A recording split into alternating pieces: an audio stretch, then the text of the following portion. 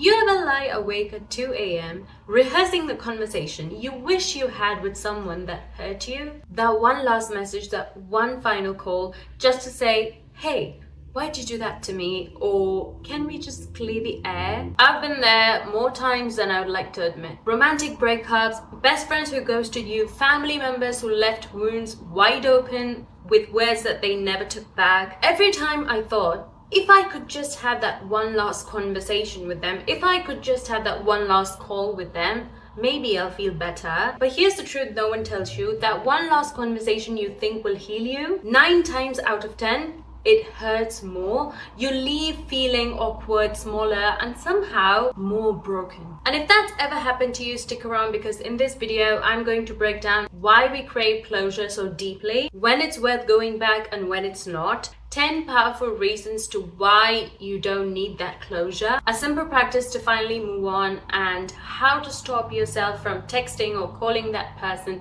ever again. This is going to be a deep, honest, and raw conversation, but trust me, you leave with clarity. Before we begin, if you're new here, welcome to my channel. I'm Nisha, and if you would love to join me on this journey where we transform ourselves for the better, then subscribe and stick along. Also, don't forget to follow me on Instagram at Out of Niche with Nisha for more content to level up your life. So what exactly is closure? At its core, closure is nothing but a mind's desperate attempt to control pain through logic. We think, if I understand what happened, then maybe I'll stop hurting. But healing doesn't always come from understanding. Sometimes healing begins when we stop needing answers for everything. There was this friend that I had several years back. So much of laughter, secret plans about secret trips and traveling around the world together and whatnot. And one fine day, she ghosted me. Suddenly stopped talking. No explanation whatsoever, just silence. So some time later, I was curious and I wanted to know what happened. So I texted her asking, hey, I've been thinking about us. Can we talk? And we did. Yes, of course we did. But it ended with her saying, I just don't think so we can be friends anymore. I outgrew the friendship, so I can't talk to you anymore. And that hit me like a truck. I left the call feeling worse than before. That wasn't closure. That was just her justifying her own behavior and me reopening an almost healed wound. And that's when I learned the first hard truth. Sometimes closure isn't real. It's just more pain in disguise. If you've ever faced something similar, you're not alone. So many of us are facing the same thing every day.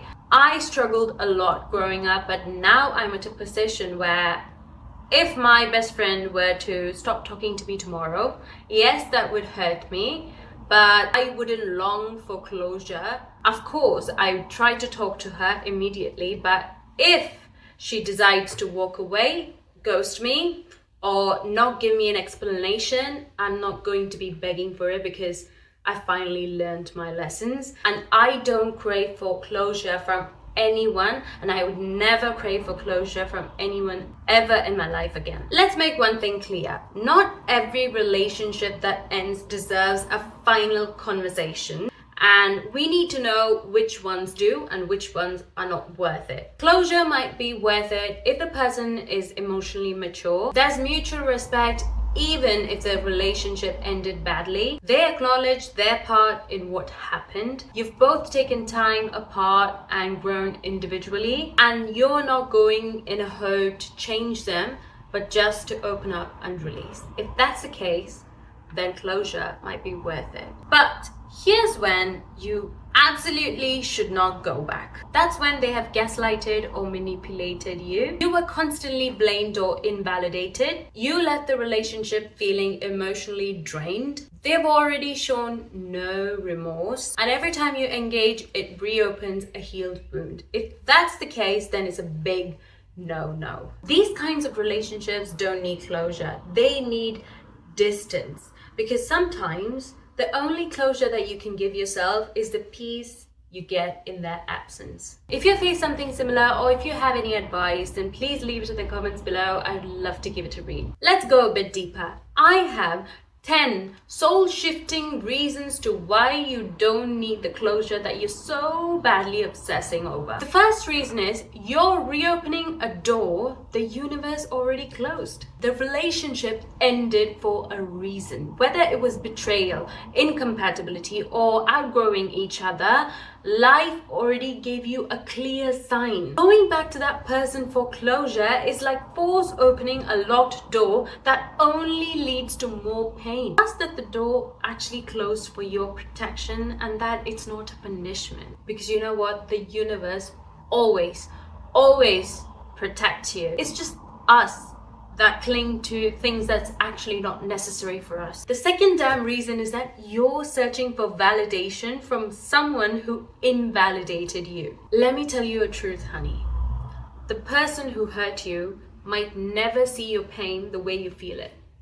You're hoping that they would finally admit their mistake and that they would say, "Oh, I'm so sorry, I was wrong." But you know what? If they didn't validate you when you were bleeding emotionally, why are you expecting that they would do it now? They wouldn't. Never hand over your word to someone who already dropped it once. The third reason is that closure is often a disguised attempt at reconnection. You don't have to be honest with me, but if you're brutally honest with yourself, you might not even be looking for peace.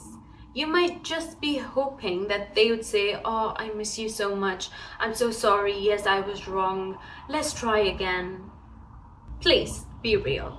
Is it the closure that you're craving for, or is it the contact with that person? Remember, one moves you forward, but the other one pulls you back into the same cycle again and again and again. So it's up to you to decide for yourself. The fourth reason to why you don't need that closure is because you already know why they did it. Deep down, you already understand their behavior, don't you?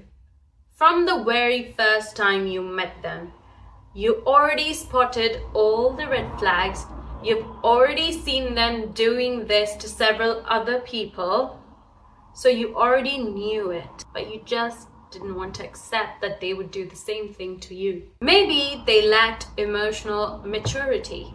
Maybe they were scared, selfish, or they were not capable of loving you the way you deserved. The problem isn't knowledge, it's acceptance. You already knew that they would be like this, but you never wanted to accept it. And remember, acceptance comes from within and not from them. The fifth reason is that you're giving your power away by needing their words to feel free. If someone's apology or explanation is the condition for your healing, then you're sabotaging your own growth. And that's a really dangerous place to be. True power is when you say, even without your apology or your explanation or your contact, I choose to heal anyway. The sixth reason to why you don't need that closure is because they might deny, deflect, or diminish your experience. Let's be honest, closure conversations can feel like emotional landmines. Some people won't own up to their actions. They'll gaslight, minimize, or twist the story, and you'll walk away feeling confused, invalidated, and worse than ever. So don't give them that chance to hurt you again. Remember, if you were the person who were hurt at the first place, then please don't go back to that person who hurt you for closure. Because if they hurt you once, they wouldn't think twice to hurt you again. The seventh reason you shouldn't go back is because you're searching for emotional safety in an unsafe place. Would you go back into a burning building just to find your favorite photo? No, because you know if you step inside that burning building, you're going to burn along with it. And yet we revisit all these ex-toxic people hoping that they will give us the peace that we are looking for. How ironic is that? Emotional safety cannot be built on instability. Stop drinking from poisoned wells and calling it thirst. The eighth reason is because wanting closure is just your inner child craving for emotional justice. That little you, that little girl, or that little boy inside you, the one who wanted to be chosen, loved, and protected, is still hoping that someone will show up and say, I'm so sorry for hurting you. But the truth is, Healing that wound is an inside job, and it's your responsibility that this grown-up version of yourself or this adult version of yourself, you're responsible for healing your inner child. No one else can do that for you. You should be the one holding up space for yourself, validating your own feelings, and walk away with dignity when you feel that you're disrespected. The 9th reason that you don't need to go back is because that version of you that got hurt is already evolving. You're not the same person who cried over them months ago. You're not the same person who you were yesterday. You're growing and healing and rebuilding. So every time you revisit the past, you breathe life into an old identity that no longer fits. Don't resurrect who you used to be just to comfort someone who didn't even value that version of yourself. The 10th and the final reason to why you don't need to go back for closure is because silence is a form of closure, but you just don't want to accept, or you don't like what it's saying. Sometimes silence is their answer. Their lack of apology, that's their truth. Their refusal to reach out to you, that's your closure. The thing is, we struggle to accept silence as closure because it feels so empty. You want to reach out to them because you want to hear them say sorry, because you want to see them feel bad about hurting you, because you want to hear from them that they miss you, that they accept that they're wrong. But let me tell you, that's not going to happen. If they haven't reached out to you to apologize by themselves without you going behind them, that's the answer there. Their silence is your closure. So there's nothing more you need to do about it. Just walk away with your head held high. Learn to hear what this form of closure, silence, is trying to teach you. It's trying to tell you they're not your person. So now that we have discussed all the 10 reasons to why you don't need closure from someone who hurt you, let me give you a simple practice to do that would help you to actually move on. Actually, there are 2 parts in this practice. The first part is writing a letter that you'll never send to them. Think about the person and think about what you want to tell that person. Pick a piece of paper and a pen and write down every single thing. Pour every single thing that you want to tell this person, that you want to discuss in this last conversation that you're craving for. Write down every single thing in that piece of paper. But let me tell you, you're not sending them this letter. Okay? You're not sending them this letter. You're just going to write everything down, and then after you pour everything, after you release everything, destroy it. Rip it up, burn it, do whatever you want. If you had written an online version, then just delete the file. But be careful while burning it.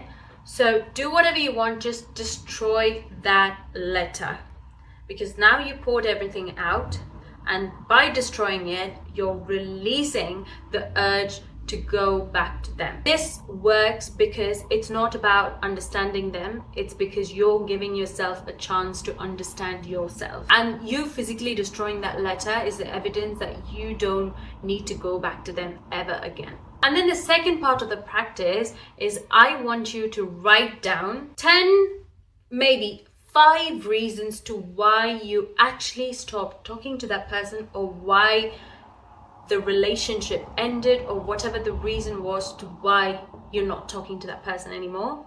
Just write down 5 to 10 reasons and keep that piece of paper somewhere safe. So whenever you feel the urge to go and talk to this person, pick that piece of paper and read the list to yourself. If you want, read it out loud so you would realize that these are the reasons to why I stopped talking to this person at the first place, or that person walked away and that hurt me at the first place, and so I'm not going to let myself down, and I'm never going back to that person again. This powerful 2-step practice would help you eventually move on and completely lose the urge to contact them ever again. Remember, your healing is your responsibility and it's not in their apology. I like that we've come to the end of this video. If this video helped you in any way, please leave a comment below letting me know. I would love to hear from you, and give it a thumbs up so that the right people can find this video, and do share it with someone if you feel that they need to hear this today. I'll see you in my next video. Until then, protect your peace, take your power back, and be the boss bitch that you're meant to be. I love you all. Bye. Mwah.